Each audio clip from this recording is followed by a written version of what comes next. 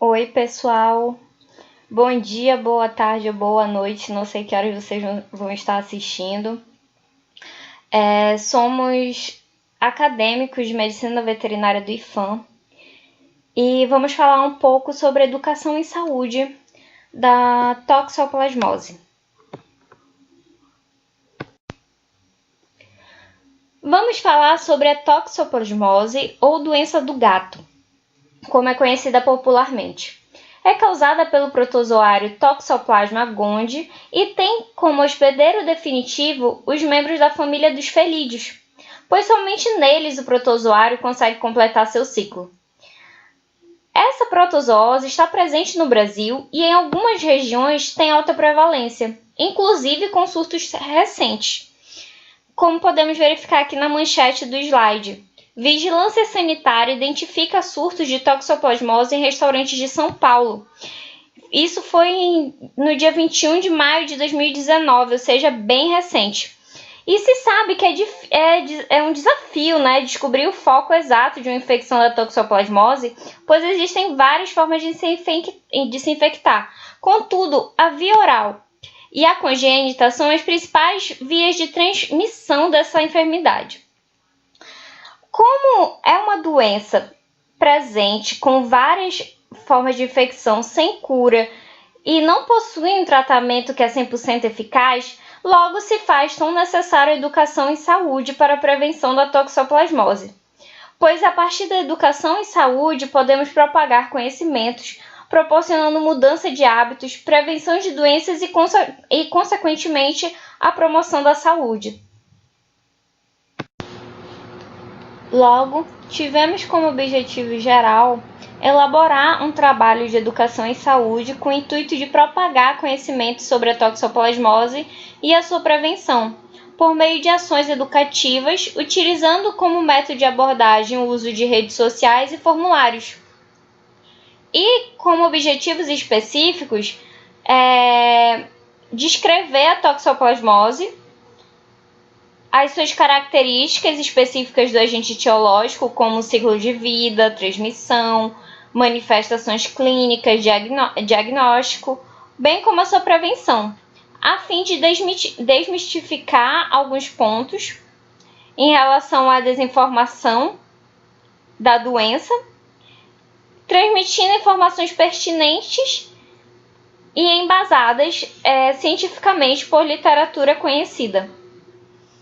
Demonstrar a importância da prevenção da toxoplasmose, descrevendo como tomar essas medidas profiláticas, buscando a promoção da saúde e, por fim, elaborar questionários e postagens para propagar conhecimentos e sensibilizar o público acerca da doença em questão.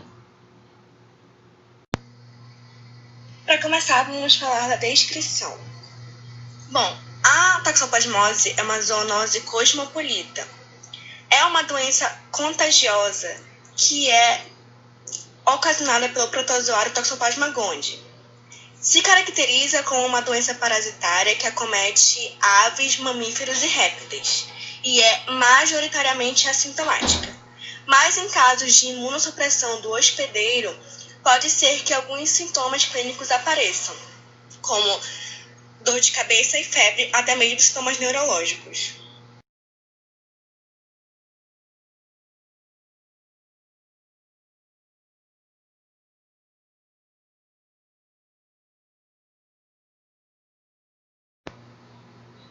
Quanto à etiologia e epidemiologia, o Toxoplasma gondii é o único protozoário possível de infectar todas as espécies. Ele possui um ciclo heteroxeno facultativo e é considerado parasita de qualquer espécie homeotérmica, como eu falei anteriormente, aves, mamíferos e répteis. Inclusive, ele é um parasita intracelular obrigatório, pertencente à família Sarcosuchidae, classe Sporozoa e ordem Coccidia.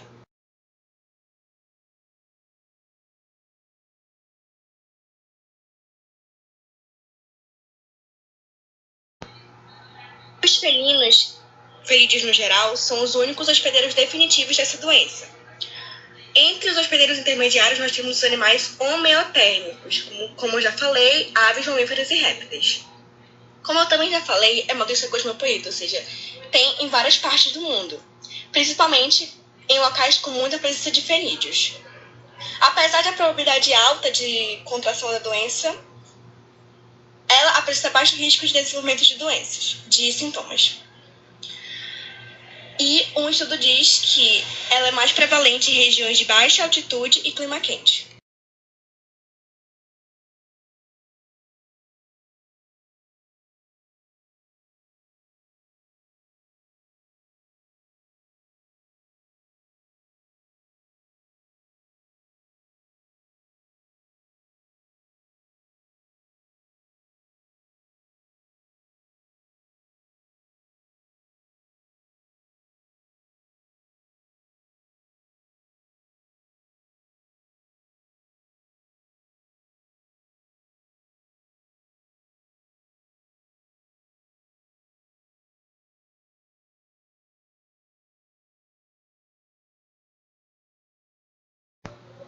Quanto ao ciclo de vida, ele é um parasita que pode parasitar qualquer célula nuclear do hospedeiro.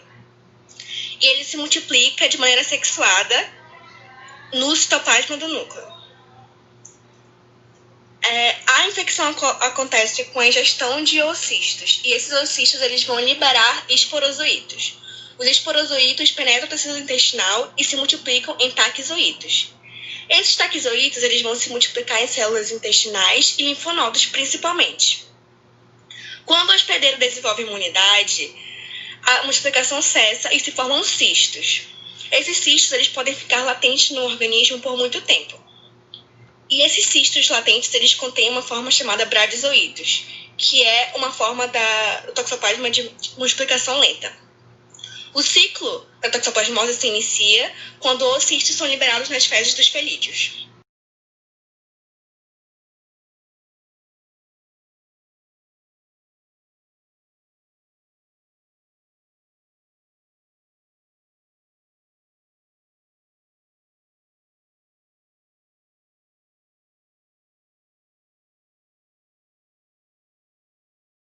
Esses oocistos liberados, eles são liberados em grandes quantidades no ambiente. E eles precisam de 1 a 5 dias para se tornarem infectantes, esporulados.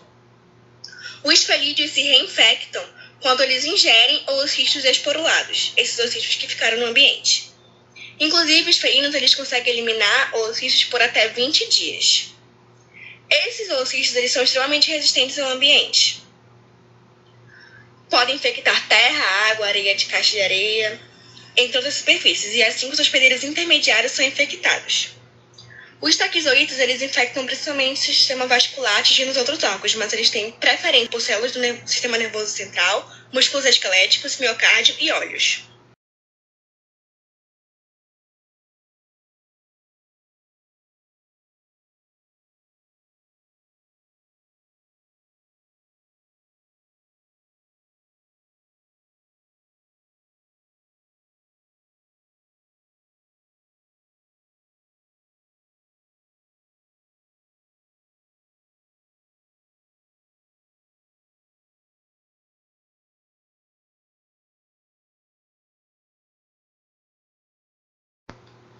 Aqui nessa foto nós temos um exemplo simplificado do ciclo de vida do Toxoplasma gondii, incluindo outras formas de contaminação, como transplante de órgãos, transplante de sangue, transmissão transplacentária e a ingestão de carne crua amassada de hospedeiros intermediários.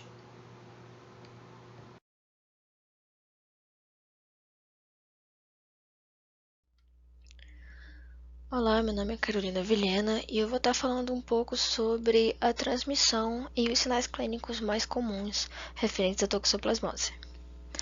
Bom, de acordo com a Sociedade Brasileira de Infectologia, o ser humano ele pode adquirir a toxoplasmose de 3 formas diferentes.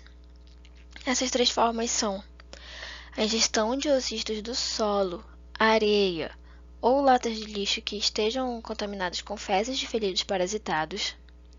Pode ser também através do consumo de carnes cruas ou mal passadas que estejam contaminadas com cistos. E também pela via transplacentária, que acontece de forma congênita.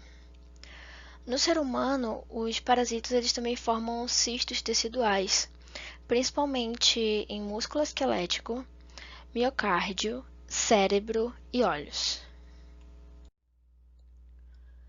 Bom, de acordo com o Centro de Vigilância Epidemiológica do Estado de São Paulo, a ingestão de alimentos e ou água contaminada com os oocistos é a via mais comum de infecção oral.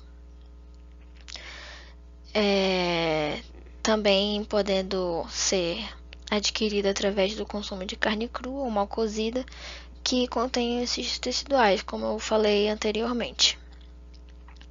Em relação à transmissão transplacentária, ela só ocorre caso a mãe seja infectada durante a gravidez ou se algo desencadear a imunossupressão, que pode reativar a infecção anterior, no caso de um cisto latente.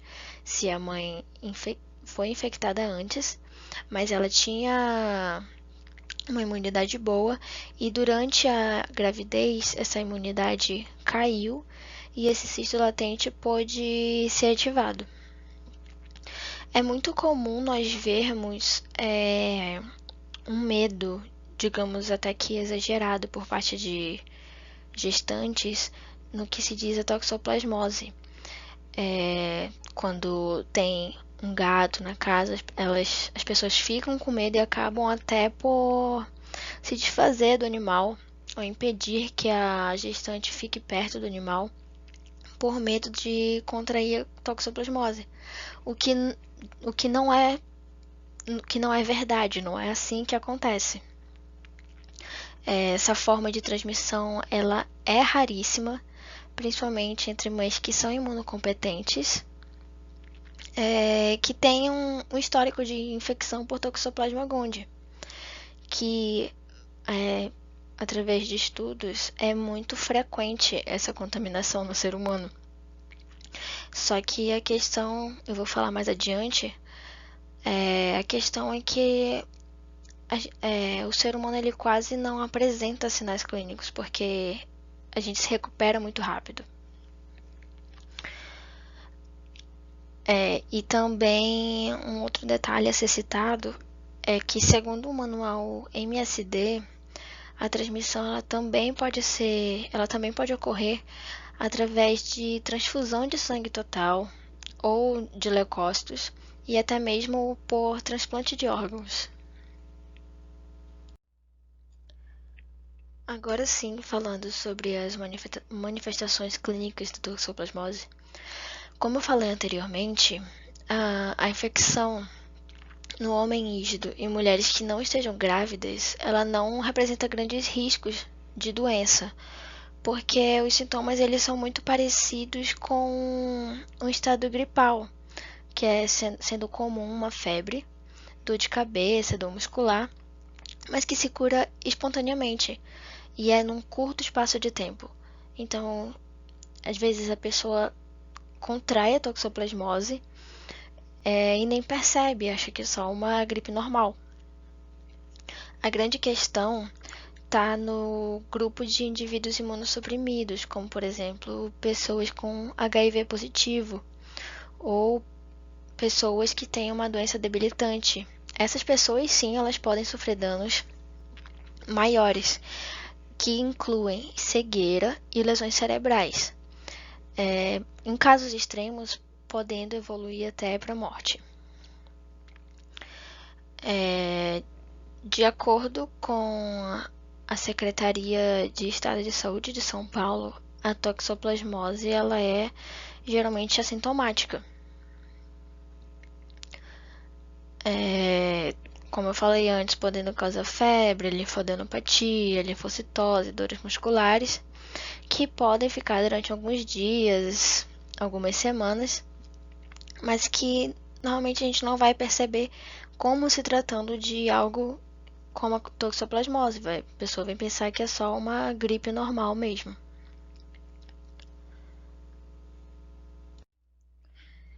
Já se tratando de pessoas que se encontram em um grupo de risco, como pacientes de HIV positivo e as gestantes, os sintomas são realmente mais evidenciados.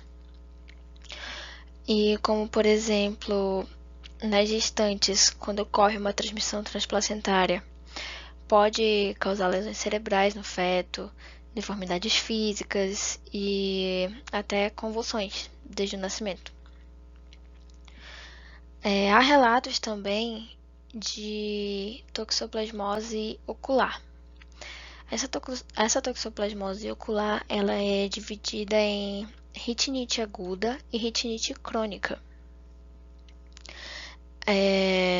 A retinite aguda é uma intensa inflamação da retina e a retinite crônica ela causa uma perda progressiva da visão, em algumas vezes podendo chegar até a cegueira. Há relatos também da toxoplasmose ocular, onde verifica-se a presença de corioretinite. São lesões mais frequentes associadas à toxoplasmose e em 30 a 60% dos pacientes com essa enfermidade, a etiologia pode ser atribuída ao toxoplasma. Falando um pouquinho agora a respeito do diagnóstico. O diagnóstico da toxoplasmose, ele muitas vezes é um pouco complicado, um pouco difícil de se ter suspeita, porque os sinais clínicos eles são muito variáveis, mas depende principalmente de exames laboratoriais. Ele é feito através de exames sorológicos, através de uma avaliação histopatológica, de uma biópsia, de um ensaio baseado em PCR de sangue, líquido cefalorraquidiano, saliva, secreção nasal, ocular. Em gestantes, eu posso utilizar também o líquido amniótico, pode também ser feita tomografia, ressonância magnética, todos esses tipos de exames, eles são utilizados para diagnosticar a toxoplasmose. Então, a toxoplasmose vai ser diagnosticada exclusivamente por exames laboratoriais, não apenas por suspeitas clínicas. Nesse caso, ela também é diagnosticada pela sorologia. E essa sorologia, ela se dá com os testes de anticorpos por fluorescência indireta, que é o IFA, e imunoensaios enzimáticos, como o IgM e o IgG.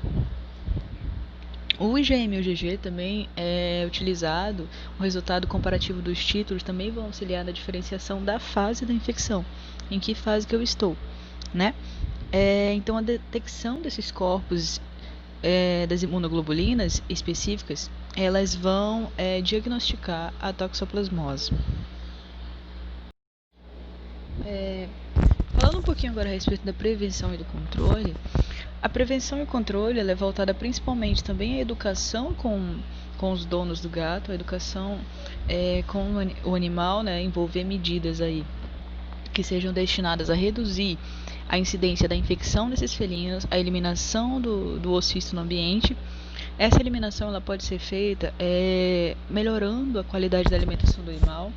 Então, alimentação apenas exclusivamente com ração seca, ração enlatada, ração processada, comercialmente, é uma medida preventiva para esse animal. Jamais consumir, deixar esse animal consumir e oferecer a esse animal carne crua, então carnes apenas bem cozidas, mesmo que essas carnes sejam congeladas previamente, sempre apenas carnes bem cozidas, carnes bem passadas, ou de preferência apenas o alimento do animal. Sabe-se também que os gatos eles não proporcionam risco direto para as pessoas no ambiente que tem uma boa higienização. Certo? Então, a maioria dos gatos, eles são infectados devido ao hábito, como eu falei, da alimentação, da caça, alimentação errada, e daí eles vão eliminar esse oocisto por um curto período de tempo.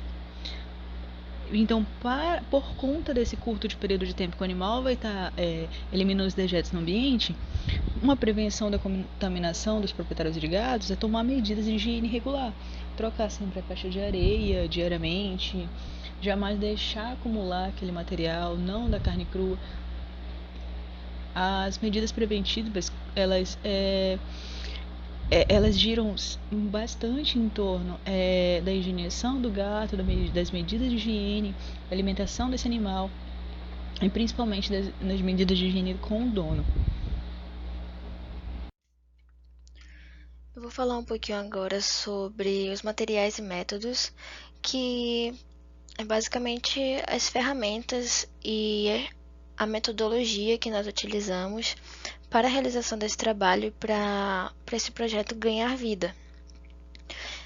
Devido à pandemia da Covid-19, nós ficamos impossibilitados de realizar pesquisas de campo, que era nossa ideia inicial, de ir em escolas e perguntar em locais de trabalho, por exemplo. Mas como não foi possível, o nosso foco se tornou a utilização de ferramentas digitais de interação social, como por exemplo o Instagram, o WhatsApp e o Google Forms, que foi para ter uma maior noção do conhecimento popular em relação à toxoplasmose. No Google Forms e no Instagram, nós fizemos enquetes, perguntas em relação ao conhecimento geral das pessoas sobre as formas de transmissão da toxoplasmose, se elas sabiam os sintomas gerais, se elas saberiam a forma de tratamento caso elas contraíssem a toxoplasmose e, o mais importante, se elas conheciam meios de prevenção.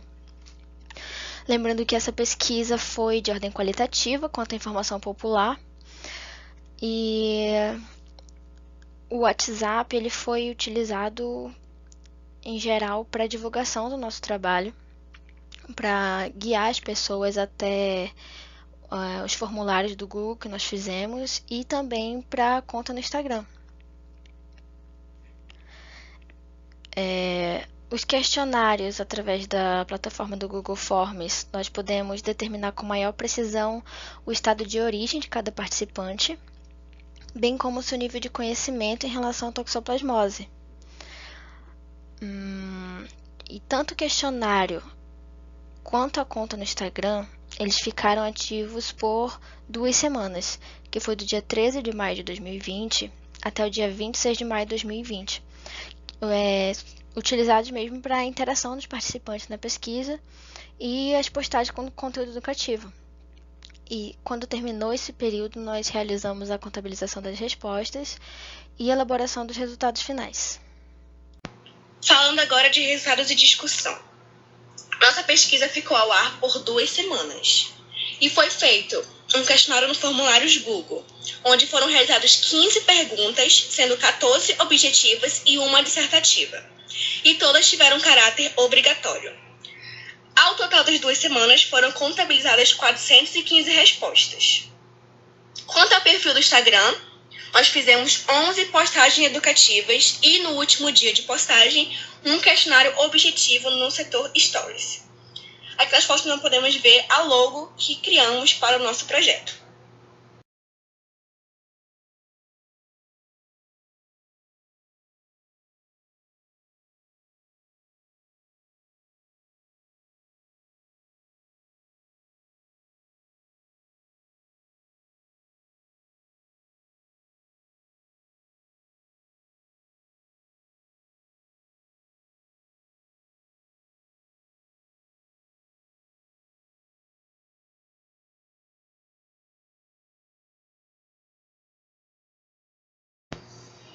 Bom, aqui no slide nós temos alguns exemplos dos posts que fizemos no Instagram.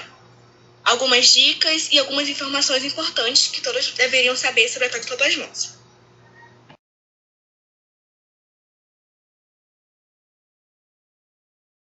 Quanto ao perfil do Instagram, ele teve início dia 13 de maio de 2020 e contabilizou 11 publicações, 143 seguidores, alcançamos 417 contas, sendo que dessas contas alcançadas, 64% eram pessoas entre 18 e 24 anos, 25% entre 25 e 34 anos e 11% outras faixas etárias.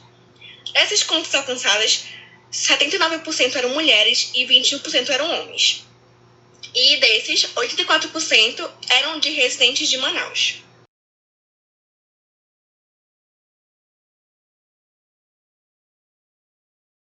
Quanto ao questionário do formulário Google. Bom, a primeira pergunta era sobre o local de residência. Das 417 contas, 161 eram da região sudeste, 139 da região norte, 52 da região sul, 28 da região nordeste, 14 do centro-oeste, uma pessoa de Portugal, uma do Paraguai, 3 de Manchester, cidade do Reino Unido, e outras 2 pessoas não responderam corretamente a questão. Nessa pergunta, podemos ver que o nosso questionário teve uma abrangência relativamente grande em todo o território brasileiro. Isso contribuiu bastante para resultados mais fidedignos do conhecimento da população.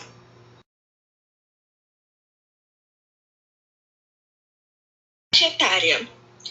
54,9% eram pessoas entre 18 e 28 anos, 23,1% entre 29 e 38 anos, 13,5% entre 39 e 48 anos, 5,1% entre 49 e 60 anos, 2,9% menor de 18 anos e 0,5% acima de 60 anos.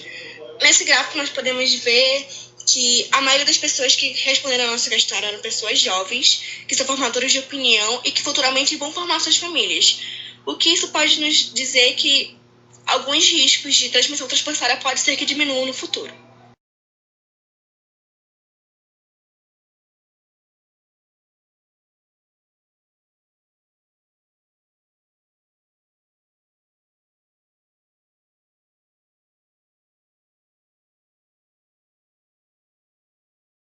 Segundo o questionário sobre a existência de gatos na sua residência, 39,3% afirmaram que tinham mais de 2 gatos, 38,3% afirmaram não possuir gatos e 22,4% afirmaram possuir apenas um.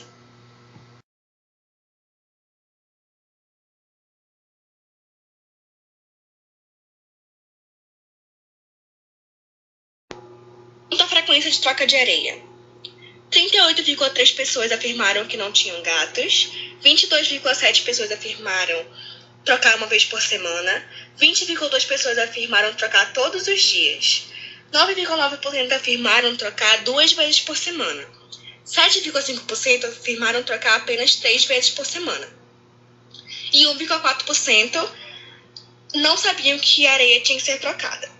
Isso pode nos dizer que ainda existe muita desinformação a questão de higiene dos animais e da nossa própria residência.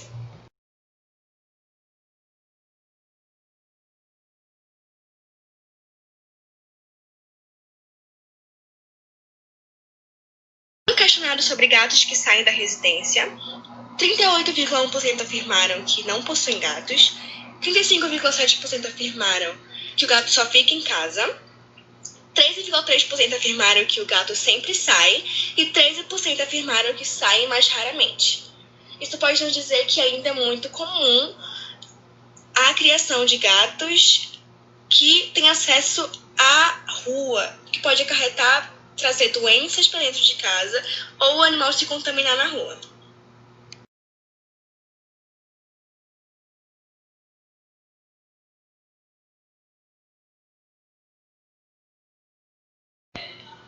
Quanto ao questionário sobre lavagem de mãos antes das refeições ou ao sair do banheiro, 5,3 pessoas afirmaram que lavavam as mãos, porém 14,7 pessoas afirmaram não.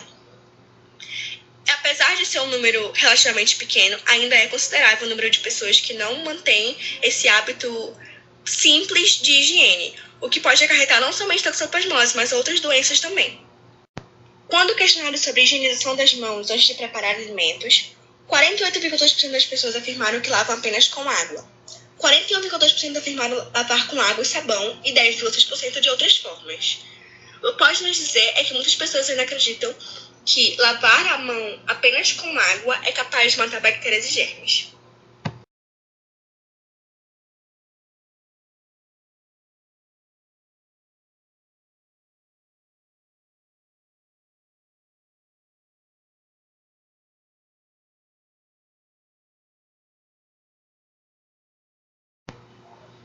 Fizemos a pergunta sobre consumo de alimentos crus ou mal passados. Das pessoas que responderam o questionário, 73,4% afirmaram não consumir esse tipo de alimento, mas 36,6% afirmaram consumir sim. Apesar de o número de pessoas que não consomem ser maior, o número de pessoas que consomem carne crua ou mal passada ainda é um número exorbitantemente grande.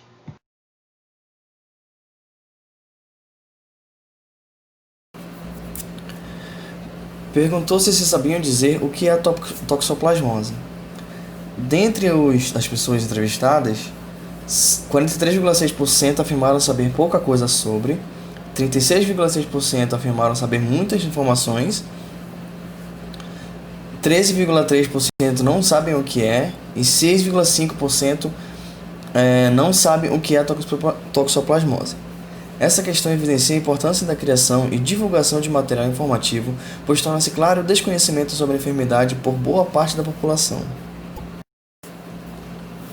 Quando perguntado se conheciam alguém que já havia sido infectado com Toxoplasma gondii, 67,5% disseram não conhecer ninguém.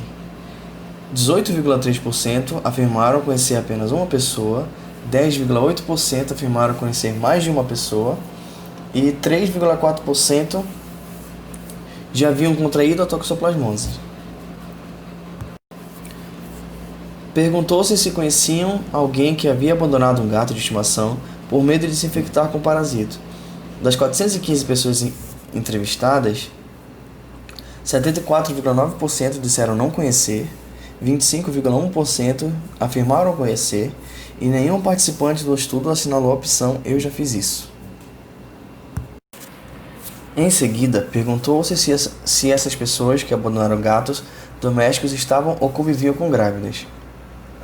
4,8% afirmaram que a pessoa em questão convivia com uma grávida, 14% disseram que a pessoa em questão estava grávida, 5,1% assinalaram não saber responder a pergunta e 70,6% responderam não à pergunta anterior.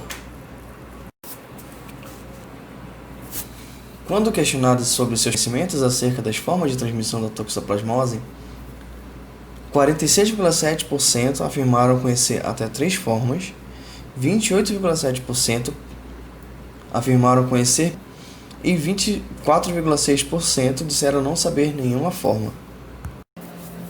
Em seguida, perguntou-se de quais formas a toxoplasmose pode ser transmitida.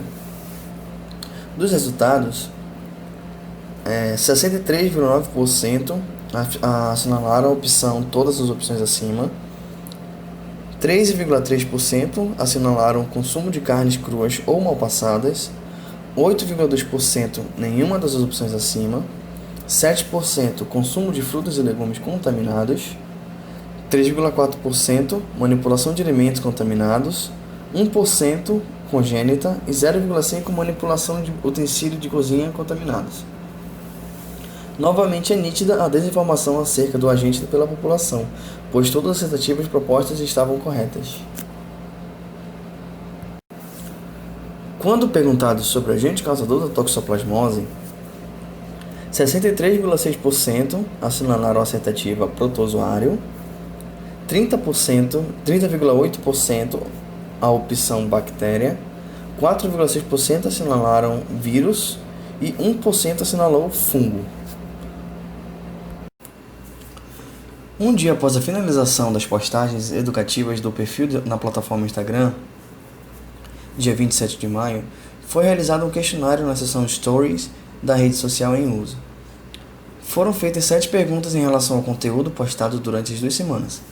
Ao todo, o questionário recebeu 59 respostas. Na primeira pergunta feita no questionário, você já sabe o que é toxoplasmose?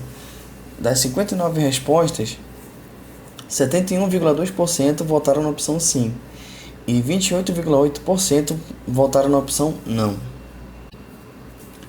E em seguida, quando perguntado sobre o agente causador da toxoplasmose, 83% votaram na opção correta protozoário, 13,5% votaram na opção bactéria, 1,75% votou em vírus e 1,75% também votou em fungo. Então, quando perguntado sobre qual das alternativas correspondia a uma forma de transmissão da toxoplasmose, 13,5% assinalaram a alternativa alimentos contaminados, 8,4% água contaminada, 1,9% utensílios de cozinha contaminados e 76,2% todas as opções acima. Foram perguntados também sobre qual das opções dadas não correspondia a uma forma de prevenção da toxoplasmose. Das 59 respostas obtidas, 94,5% assinalaram abandonar o gato e 5,1% assinalaram a opção trocar areia da caixa de areia. Pediu-se então para os participantes do questionário julgarem a frase "Os feridos são os únicos hospedeiros definitivos possíveis da toxoplasmose", em verdadeiro ou falso. Das respostas obtidas, 61% julgaram corretamente como verdadeira e 39% julgaram a frase como falsa. Pediu-se também para os participantes julgarem a frase "Os hospedeiros intermediários incluem aves, répteis, mas não incluem mamíferos". Das respostas obtidas, 72,8% julgaram corretamente como falsa, enquanto 27,2% julgaram como verdadeira. Finalizando o questionário, os participantes foram perguntados sobre terem aprendido alguma informação sobre toxoplasmose com as postagens educativas do perfil. 98,3% responderam que aprenderam pelo menos uma informação relevante, enquanto apenas uma pessoa respondeu que não aprendeu informação nenhuma. Então, com base nos dados obtidos pelo questionário no Instagram, grande parte dos participantes possuem conhecimentos básicos sobre a toxoplasmose. Quando perguntados sobre o que é a toxoplasmose, grande parte dos participantes afirmaram ter conhecimento. Sabem o agente causador e responderam corretamente a forma de transmissão. O importante resultado obtido foi que quase todos os participantes não acreditam que abrir mão do gato é uma forma de prevenção.